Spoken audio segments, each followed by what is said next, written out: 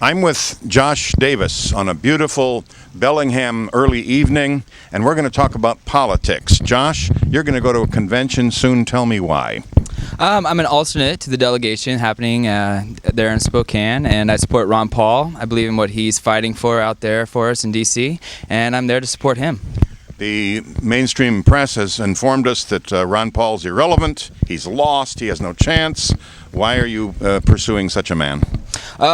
He stands for everything that I believe in. He fights for the Constitution, and I support that. You know, the media can tell you all kinds of things and throw any candidate that they want at you, but in the end, you got to look at what you value, how you think the country should head, what direction, and you got to stand up and fight for that, and that's why I'm there. In foreign policy, he's called for the actual return of all our troops, not just from Afghanistan and Iraq, but from Germany and Korea and all the entire world.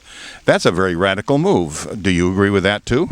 Absolutely. You know, founding fathers said entangling alliances with none and friends with all. And, you know, it's not our job to police the world. That's not how we show our greatness. We show our greatness by making our country strong and building it and being a beacon of light to the rest of the world, not by force. So definitely, let's bring that money home. Let's build a great country here. And another issue, a local issue. He wants to get rid of the IRS. He's on public record as wanting to abolish it. Do you go that far yourself? Absolutely. You know, the IRS, our government set that up in 1913, pushed it through very sneakily. You can go back and read about it. But, I mean, that's something we don't need. Clinton administration, if you eliminated the IRS right now, we'd have the same amount of income that the government was operating on during the Clinton administration. So, you know, we have other streams of revenue coming into this country in the form of gas taxes, import taxes, other things, and our government can operate just fine on that kind of an income. There is a statement out by the Ron Paul people that I read that there are something like slightly over 500 delegates that are Ron Paul bound out of 1,300. Do you think you could possibly win this convention in Spokane for Ron Paul? Oh, definitely. He's got a message that appeals to every conservative, you know. And there's a lot of people out there that are very dissatisfied with what the Republican Party is putting up right now. You know, Ron Paul's message goes across the table. I mean, he's small government. He's fiscal conservatism. He's standing up for freedoms and liberties, things that matter to, you know, basic Republicans and to people, the American public in general. So I definitely think we have a shot. I mean, it's impressive what we've already done.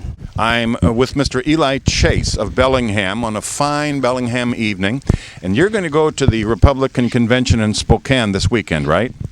Yes, that's right. I'm going in support of Ron Paul, and one thing that he mentions that all other candidates neglect to mention is over the course of the last two terms of the Bush administration, specifically the Patriot Act.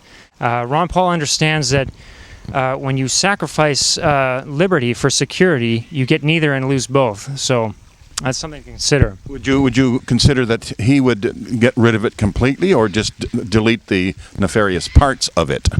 Well, I believe that the security failures of 9/11 should not be rewarded with yet another government bureaucracy. So he has publicly stated that he advocates scrapping Homeland Security and overturning the Patriot Acts 1 and 2. Become a full delegate or an alternate? I am a PCO at home and a full delegate. How many of the people that you were eligible to get to become a delegate to the national convention were you able to get today? We were able to get 2 Ron Paul delegates and 2 Ron Paul alternates. Out of? Out of 2. Well, you did 100% then. We did it great today. Yeah. Well, you did great. Others came out not so happy. Right. Most I think is that case. Yeah. We had the majority of Ron Paul. We had Ron Paul supporters in our district, in District 3. Why is it that you people are so passionate about Ron Paul? Because we believe his message. We believe in the message of freedom, in small government, in fiscal responsibility. In the what our forefathers created the Constitution for, in American freedom, and what the world loves us for, what they respect us for. That's what. Thank you very much, sir. You're very welcome. Idaho. Coeur d'Alene. And Chris Hinckley, Coeur d'Alene, Idaho. Mr. and Mrs. Hinckley from Coeur d'Alene, gorgeous place in the Northwest. Gabriel Kelmer from Spokane, Washington. Now, you say that you observed, quote, chicanery in the Oregon proceedings of the same nature as this, i.e. the Republican State Convention. Could you compare them with what you've observed here? It's actually Idaho, but as much as we try to prepare for this, and as much as we expect the chicanery, you get here and it's still shocking to actually see it happening right before your eyes. Could you give me an example? Absolutely. For us, and I understand you guys have the same problem here, and we've seen it. Again, you see it on the videos on YouTube all over the country. We had a pre-printed list of proposed delegates and alternates, and there was a large amount of nepotism on the list that was obvious just by reading the names, if you know what I mean. I heard that at one point they were finding ballots on the floor and in the trash. Did you hear that too? I am not aware of that. Okay. What did you? Were you? No, you just observed.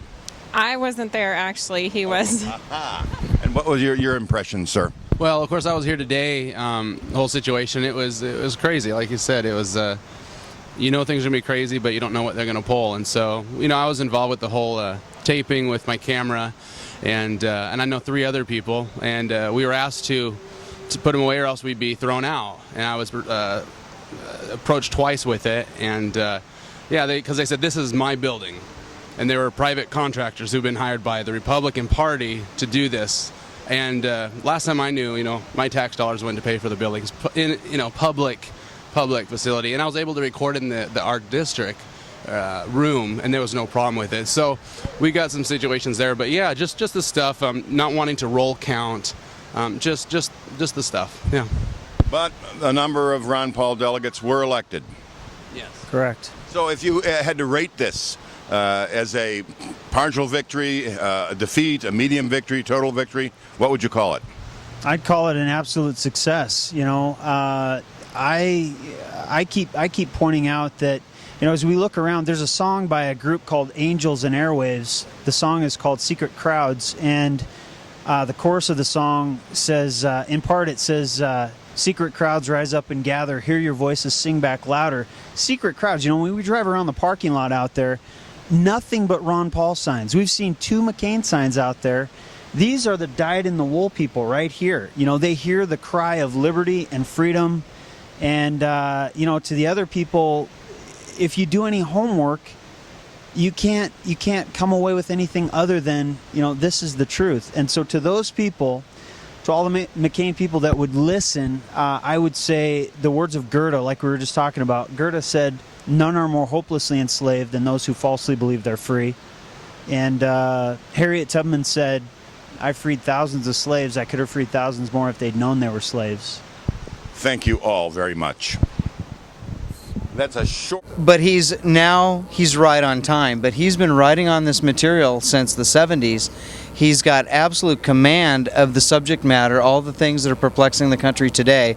And when you read his writings in his book, The Revolution, a Manifesto, or if you read his archived stuff, most of which is available at lourockwell.com, you can just see, you can feel the eloquence and the depth of his commitment to America and getting back to the Constitution and the vision the founders had. Thank you very much. So that wraps up the first day of broadcasting these series of interviews from Spokane, Washington, at the Republican State Conference, which is nominating people to go to the big convention in Minneapolis to elect a president, or at least a nominee from the Republican side. I'm Fred James. I'll have more on Sunday from Spokane, Washington, for the Whatcom County Media Team. We'll be back.